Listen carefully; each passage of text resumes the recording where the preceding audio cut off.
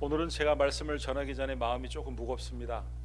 오늘은 예화도 없고 아주 딱딱할 수 있기 때문에 마음이 좀 무거워요. 그러나 성경에 보면은 단단한 식물도 먹으라고 그랬으니까 오늘 말씀을 이해할 수 있다면은 여러분들이 단단한 식물을 드실 수 있는 그런 건강한 신앙인이라 할 수도 있을 것 같습니다.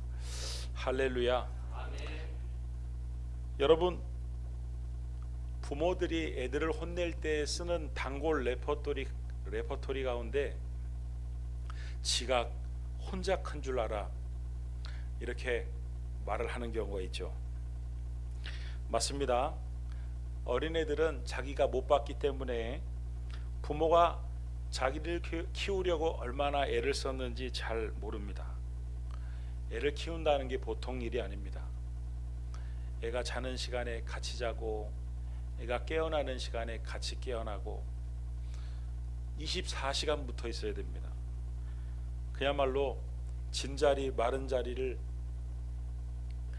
갈아 뉘어 가면서 아이를 키우는 것이죠. 커서는 또 이 아이를 더 잘 키우기 위해서, 가르치기 위해서 밤낮으로 일하고 뒷바라지를 다 합니다.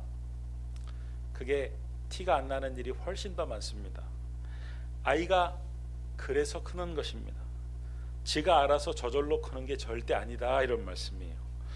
여러분, 믿음도 마찬가지예요. 믿음도 알아서 그냥 크는 게 아닙니다. 하나님께서 여러분들이 느끼지는 못하지만, 볼 수는 없었지만 그야말로 24시간 동안 쉬지 않고 마치 어린아이와 같은 우리를 보호하시고 돌보시고 일하셨기 때문에, 늘 버팀목이 되어주셨기 때문에 우리가 이만큼 신앙생활을 하고 있는 것이다, 이런 말씀이에요. 하나님은 지금도 저와 여러분들의 믿음을 잘 키우기 위해서 쉬지 않고 일하시는 줄 믿으시기 바랍니다. 여러분, 자녀가 철이 들면은 부모님이 자기를 돌봐준, 키워준 그 은혜에 대해서 비로소 감사를 하게 되죠. 여러분, 마찬가지예요. 하나님의 은혜에도 우리가 감사할 수 있는, 우리가 부모의 은혜에 감사할 때 철들었다, 이렇게 표현을 하는데, 영적으로도 철이 들어서 날 늘 보호하시고 키워주시고 나와 함께 하신 그 하나님의 은혜에 감사할 수 있는 저와 여러분들이 다 될 수 있기를 바랍니다. 여러분, 오늘 이 본문 말씀을 보면은 어떤 생각이 드냐면, 야곱이 신앙생활을 한 것이 혼자서 신앙생활한 게 아니구나. 하나님이 철저하게 야곱을 정말 지키고 보호하셨기 때문에 야곱이 그만큼 믿음을 유지하고 있는 것이구나, 이런 생각을 하게 됩니다. 여러분, 오늘 이 시대적인 상황, 이 야곱이 처한 상황을 보면 어떤 상황이냐면은 하루아침에 인생의 밑바닥까지 추락을 한 상황입니다. 고향과 살던 집, 부모, 친척, 말할 것도 없이 모든 것들을 다 버리고 도망을 쳐야 할 만큼 야곱의 사정이 너무 급박했다, 이런 말씀이에요. 좋은 모습으로 떠난 게 아니었습니다. 아버지를 속이고 형을 속이고 축복권을 가로채고, 그래서 화가 난 형이 죽여버리겠다고 막 일을 가는 것을 보고 두려움에 사로잡혀가지고 정처 없이 야밤에 그야말로 도주하듯이 떠나는 그런 상황이었습니다. 자기를 반겨줄 곳은 어디에도 없고 앞으로 무엇을 먹고 살아야 될지 그야말로 막막한 상황에 외삼촌 라반의 집에 그나마 친척이니까 가면 좀 낫지 않을까 싶어가지고 가는 정말로 막막한 그런 상황입니다. 당시 야곱이 있었던 이 부엘세바와 그 외삼촌 라반이 사는 하란까지의 거리는 대략 850km 정도의 거리인데, 대략 쉽게 말씀을 드리면 이 한반도, 저 백두산에서 부산 정도요, 그 정도의 거리입니다. 그러니까 보통 거리가 아니다, 이런 말씀입니다. 지금이야 비행기를 타고 가고 자동차를 타고 가면 되지만, 옛날에는 걸어가는데 그냥 고속도로가 뚫려 있는 게 아니라 산 넘고 물을 건너 걸어가는 거니까 이게 몇 달이 걸리는 것이죠. 특별히 이 야곱이 살던 당시에는 길을 가다가 강도를 만나는 일이 부지기수였습니다. 여러분, 예수님께서 비유를 드실 때 주변에 있던 흔하게 일어나는 일들로 비유를 드셨다는 것을 잘 아실 겁니다. 예수님이 비유를 드셨던 가운데 선한 사마리아인의 비유가 있어요. 어떤 사람이 길을 가다가 강도를 만났다는 것이죠. 그러니까 길 가다가 강도를 만나는 것은 예수님 당시에도 그렇게 귀한 드문 일이 아니었다는 것을 알 수가 있습니다. 하물며 이 야곱이 살던 당시에 길을 가다가 강도를 만나는 것은 그것은 부지기수였다. 특별히 강도를 만나서 몸을 상하거나 또는 심지어는 노예로 팔리는 일도 흔한 일이었다. 여러분 기억하시죠? 그 요셉의 형들이 요셉을 그 자리에서 노예로 팔 수 있을 정도로 강도를 당하게 되면은 노예로 팔릴 수도 있는 그런 심각한 상황이었다, 이런 말씀입니다. 또 밤에는 맹수와 독사와 독충의 공격을 받을 수도 있었습니다. 뒤에는 형이 쫓아와가지고 죽일지도 모른다는 생각과 앞으로 강도를 만나면 어쩌지 하는 불안감으로 야곱은 사람들의 눈을 피해서 광야에서 돌베개를 베고 자고 있었습니다. 여러분들이 야곱이라고 한번 생각해 보십시오. 춥고 무섭고 배고프고 외롭고 눈앞이 캄캄하고 그야말로 절망적인 상황이었습니다. 여러분, 이렇게 현실의 짐이 너무 무거우면, 눈앞이 캄캄한 상황이 되면 어디에까지 영향이 미쳐지냐면 신앙에까지 문제가 생길 수 있습니다. 이런 상황에서 야곱의 신앙에 문제가 생기지 않도록 그 마음을 만지시고 위로하시고 격려하신 분이 계셨는데 그게 바로 누구였느냐? 하나님이셨다, 이런 말씀이에요. 할렐루야. 나의 나된 것이 내가 스스로 된 것이 아니고 야곱이 된 것이 스스로 야곱이 된 것이 아니고 그때마다 절묘하게 도우시고 위로하시고 격려하신 하나님으로 말미암아 야곱이 된 것이다, 이런 말씀이에요. 여러분, 하나님이 야곱을 얼마나 위로하고 격려하는지 한번 저와 함께 한번 살펴보길 원하는데요. 하나님은 야곱의 꿈에 나타나셨습니다. 그래서 이런 모습을 보여주셨습니다. 창세기 28장 12절 말씀을 보면 그 밑줄 친 부분의 꿈의 본즉, 우리 같이 한번 읽어보겠습니다. 시작.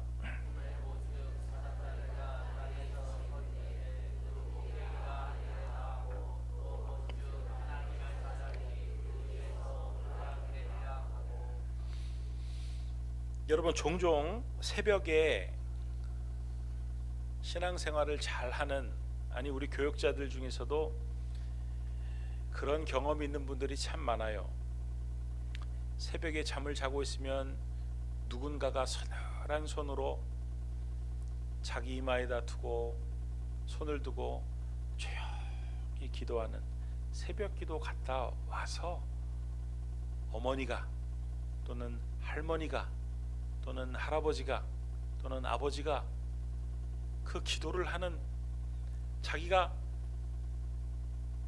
이렇게 깰 수는 없지만 다는 아니었지만 어느 경우에는 의식을 못할 수도 있지만 너무 깊은 잠에 취해서, 그러나 어느 때는 매일매일 기도하는 게 다 느껴지는 그 사람은요, 잠깐 동안 삐뚤어 나갈 수는 있어도요 결국에는 신앙생활을 참 잘하고 심지어는 교역자들이 되는 경우가 참 많이 있습니다. 하나님이 지금 이 광야에서 야곱에게 이렇게 꿈을 보여주셨는데, 한 사닥다리가 하늘까지 닿았는데 하나님의 사자들이 그 사닥다리를 오르락 내리락 하고 있었다. 성경에를 보면은 수많은 하나님의 사자들이 오르락 내리락 하고 있었습니다.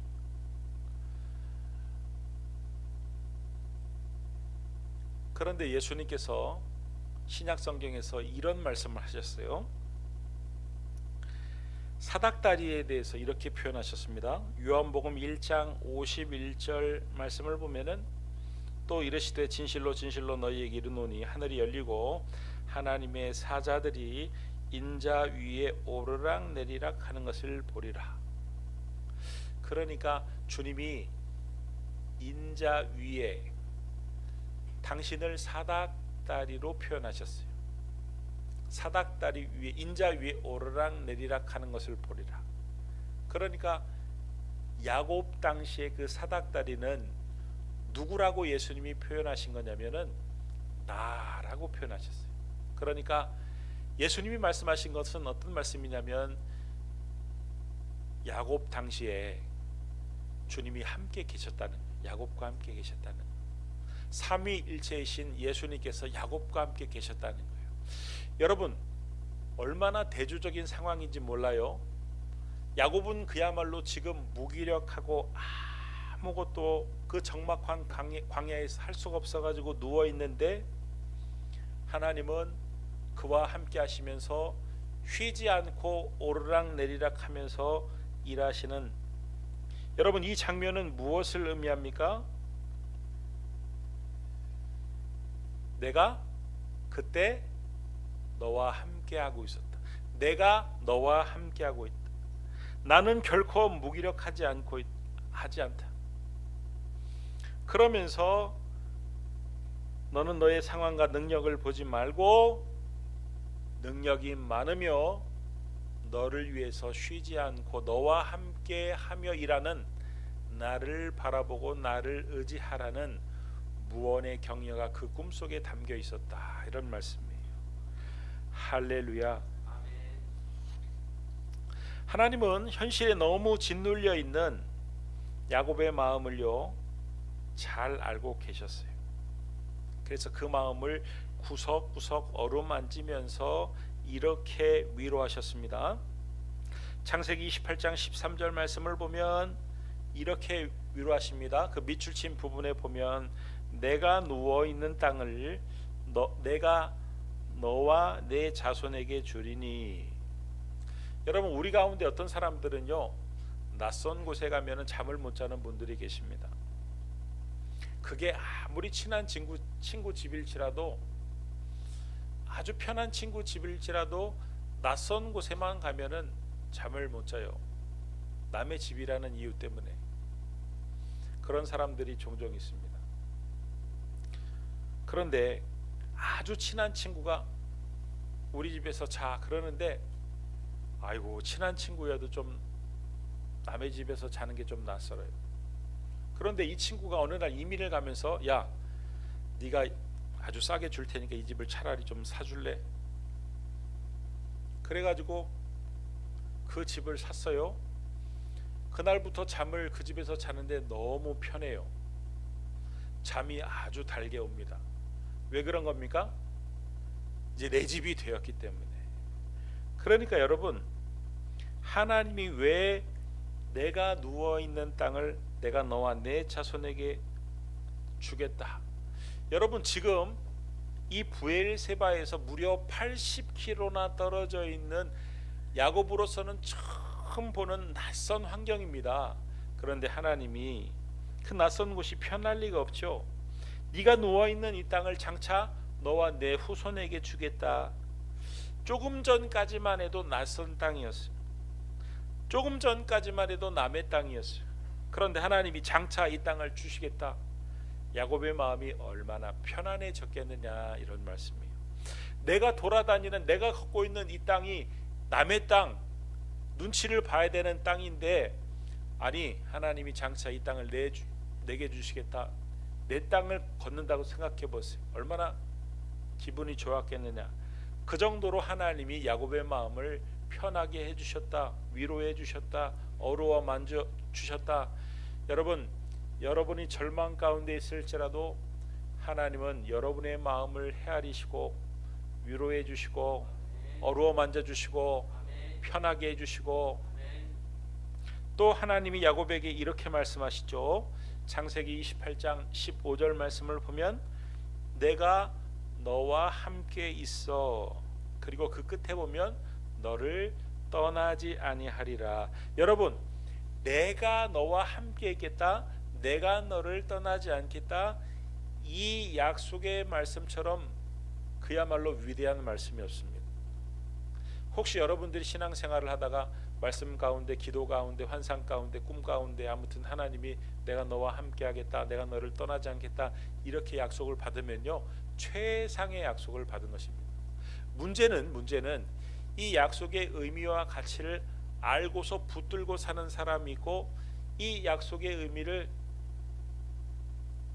모르고 그 의미와 가치를 모르고 등한시 여기며 사는 사람입니다.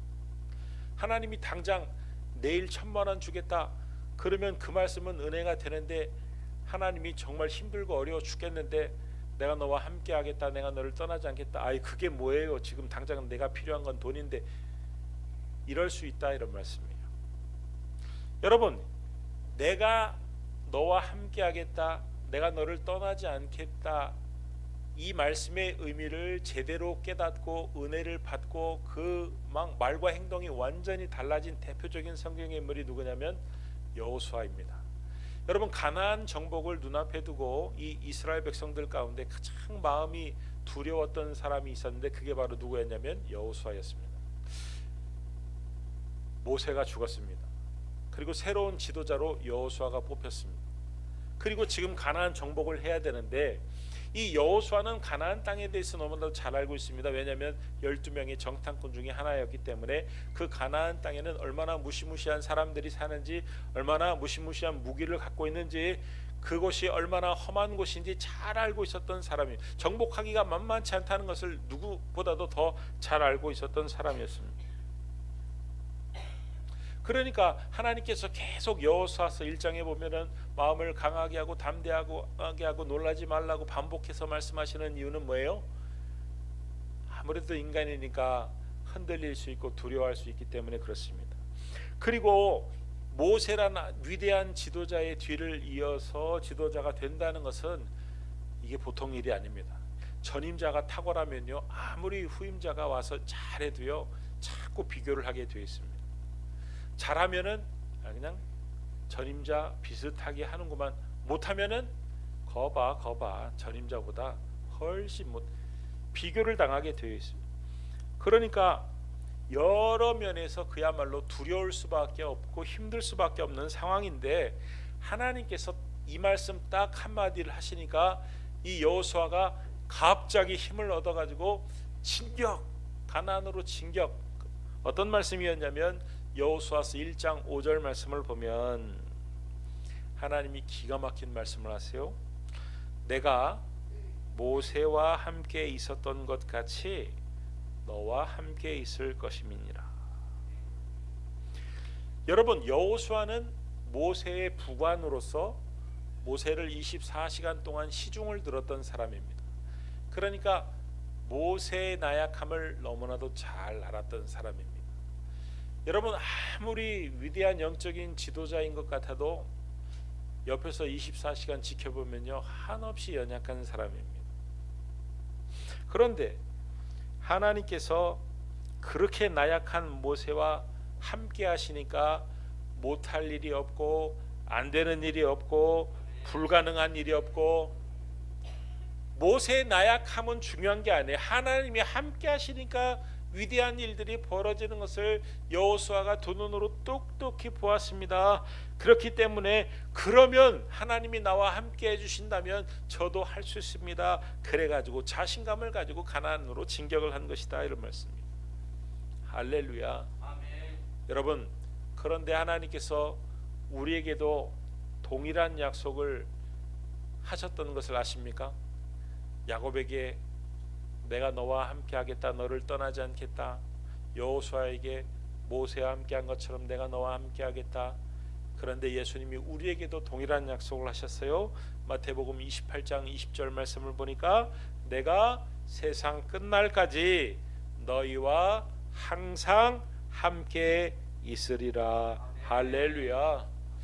이 약속의 말씀의 의미와 가치를 아는 사람과 이 약속의 말씀의 의미와 가치를 모르는 사람만 있을 뿐이다. 이왕이면 우리 기쁨의 교회 성도님들은 이 약속의 말씀의 의미를 알고 가치를 알고 이 말씀을 붙들고 험한 가난과 같은 세상에서 힘있고 용기 있게 살아갈 수 있게 되기를 예수님의 이름으로 축원합니다. 그런데 그것만으로는 또 야곱에게 부족했습니다. 왜냐하면 이 야곱이라는 사람은요, 아주 계산이 빠르고 현실적인 사람이었기 때문에 그렇습니다. 지금 야곱은요, 미래가 너무너무 불투명해요. 외삼촌 라반의 집 그 먼 곳에 내가 무사히 도착할 수 있을까? 그곳에 내가 무사히 정착할 수 있을까? 그곳에서 내가 먹고 살 수는 있을까? 돈을 모을 수는 있을까? 별의별 걱정이 다 들었습니다. 그러니까 하나님이 정확하게 야곱의 심리를 꿰뚫어 보시고 창세기 28장 15절 말씀을 보면 또 이런 약속을 하십니다. 내가 어디로 가든지 첫 번째는 너를 지키며 지켜주겠다. 너를 지켜. 두 번째는 너를 이끌어 주겠다. 과연 하나님께서 지켜주셨죠? 어떻게 지켜주셨습니까? 강도의 위협으로부터 지켜주셨어요. 어려울 때마다 야곱을 지켜주셨어요. 나중에 형 에서가 수백 명을 이끌고 야곱을 죽이러 올 때도 하나님은 지켜주셨어요. 세겜 추장의 문제가 많이 발생해 가지고 그 땅에서 맞아 죽을 수도 있었는데 세겜 추장의 그 가족을 아들들이 다 죽였는데도 하나님이 그들을 지켜주셨어요. 무사히 빠져나올 수 있도록 지켜주셨어요. 또 하나님께서 너를 이끌어 이렇게 약속하셨는데 과연 하나님께서 이 야곱을 이끌어 주셨습니다. 때가 되니까 결혼도 하게 하시고, 때가 되니까 자녀도 낳게 하시고, 때가 되니까 재산도 모으게 하시고, 또 때가 되니까 고향으로 돌아가게 하시고. 그게 뭐예요? 하나님이 이끌어 주신 것, 인도하신 것입니다. 여러분, 내가 어디로 가든지 너를 지켜주겠다, 너를 이끌어 주겠다, 이 말씀은 그야말로 광야에서 돌베개를 베고 자는 야곱에게는 뼈가 되는 말이었고, 살이 되는 말이었고, 힘이 되는 말이었고, 꼭 필요한 말씀이었다. 바로 하나님이 야곱의 심리를 꿰뚫어 보시고 정확하게 말씀을 해 주셨다, 이런 말씀이에요. 할렐루야. 그것도 모자라서 하나님이 또 이번에는 이런 말씀까지 하십니다. 창세기 28장 14절 말씀을 보면 우리 같이 한번 읽어보겠습니다. 시작.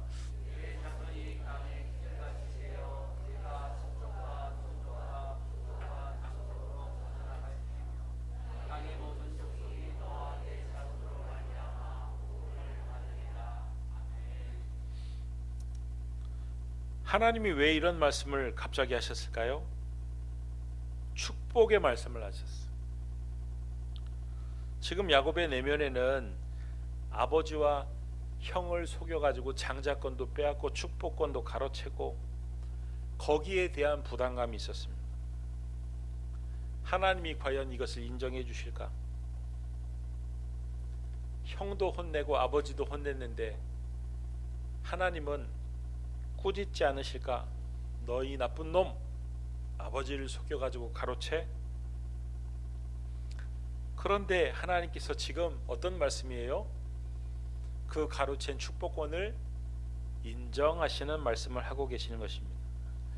여러분, 책망을 들을 줄 알았는데 따뜻한 위로와 격려의 말씀을 들을 때 얼마나 사람의 마음이 녹아지는지 아십니까? 제가 예전에 고등학교 그 학력고사를 마치고, 이제 학력고사를 마치면 이제 정규 수업이 의미가 없어지잖아요. 수업 시간이 됐는데도 밖에 나가서 막 농구를 하고 있었는데 친구들이 찾아왔어요. 야, 선생님들이 너네 불러, 넌 이제 다 죽었다. 그래가지고 무서워서 이렇게 갔는데 선생님이요, 꾸짖기는커녕 춥지? 날로 와서 불 좀 쬐라. 수고 많았다.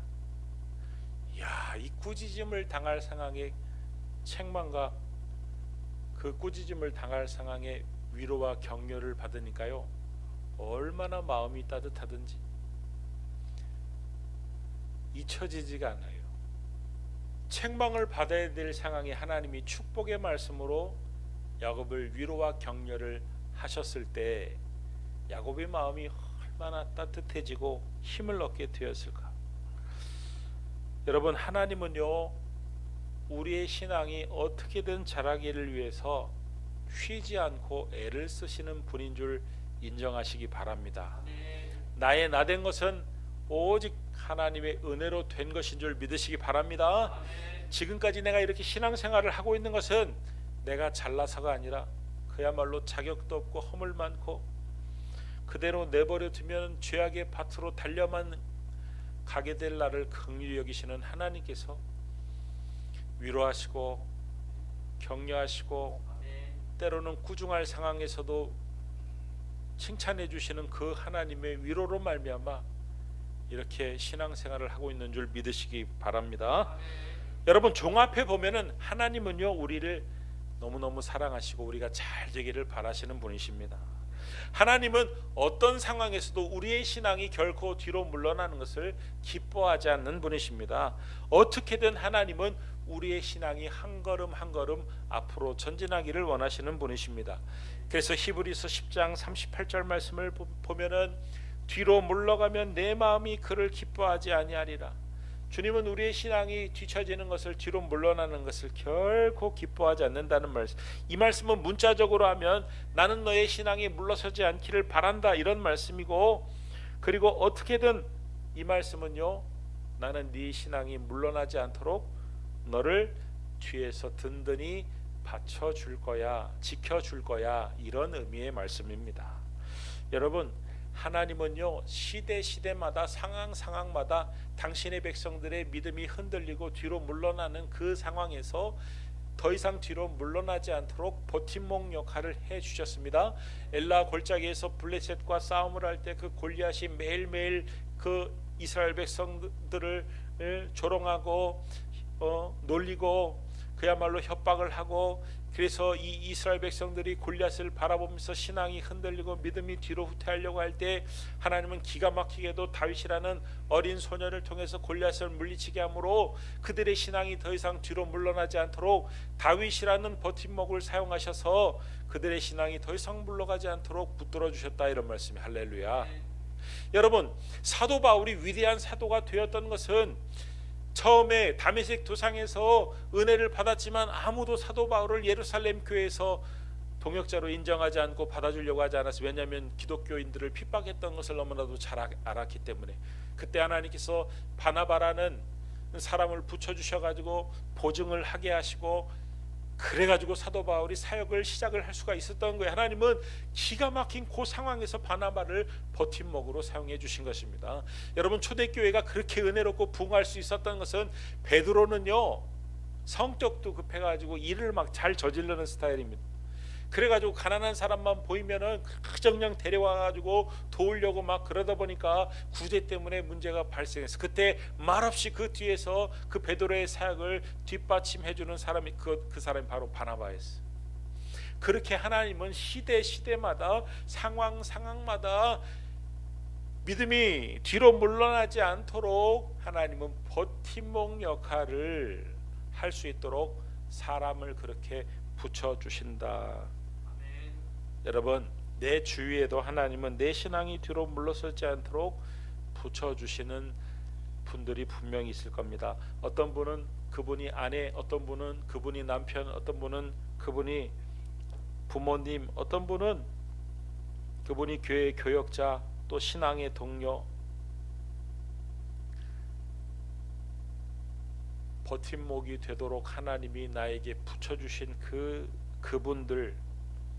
그분들에게도 감사할 줄 알아야 되고, 영적으로 그분들을 붙여주셔서 내 신앙이 뒤로 물러나지 않도록 도와주시는 하나님께까지 감사할 줄 알아야 됩니다. 할렐루야. 더 나아가 이 말씀은요, 내가 너를 뒤에서 신앙이 물러나지 않도록 든든한 버팀목이 되어준 것처럼 너도 이제 신앙이 성장해서 다른 누군가 신앙이 뒤로 물러서는 것을 뒤에서 버텨줄 수 있는 버팀목이 되어주라는 하나님의 말씀이기도 하다, 이런 말씀이에요. 하나님은 이 말씀만 하고 마칩니다. 나를 잘 아십니다. 내가 나를 아는 것보다 하나님은 나를 잘 아십니다. 나는 연약합니다. 근데 내가 아는 것보다 나는 더 연약합니다. 하나님은 그런 나를 사랑하십니다. 당신의 생명을 나를 위해서 내어주기까지 나를 사랑하십니다. 그분이 내가 너를 위해서 죽어주기까지 했는데 내가 너를 위해서라면 무엇을 못하고 무엇을 돕지 못하겠니? 여러분, 지금 처해 있는 절망적인 상황이나 지금 처해 있는 여러 가지 어려운 일들을 묵상하지 마시고 나를 사랑하시고 나를 도와주시고 내 연약함을 누구보다 잘 아시고 나를 완벽하게 위로하시고 격려하실 수 있는 그 하나님을 바라볼 수 있게 되기를 바랍니다. 예배를 통해 기도를 통해 내일 밤부터 시작되는 작정밤 기도회를 통해 하나님이 얼마나 나를 기가 막히게 하시는지, 하나님이 얼마나 나를 기가 막히게 위로하시는지 그 하나님의 선한 손길들을 모두가 다 경험할 수 있게 되기를 바랍니다. 그래서 우리의 신앙이 뒤로 물러나는 것이 아니라 한 걸음 더 나아갈 수 있는 그런 귀한 은혜가 있게 되기를 예수님의 이름으로 축원합니다. 기도하겠습니다. 하나님, 우리의 신앙이 물러서지 않게 하여 주옵소서. 주님이 버팀목이 되어주시고 주님이 지켜주시고 우리의 마음을 어루만져 주시고 위로하시는 그 놀라운 은혜를 깨닫고 오늘도 내일도 한 걸음 앞으로 내딛게 하여 주옵소서. 예수님의 이름으로 기도드립니다. 아멘.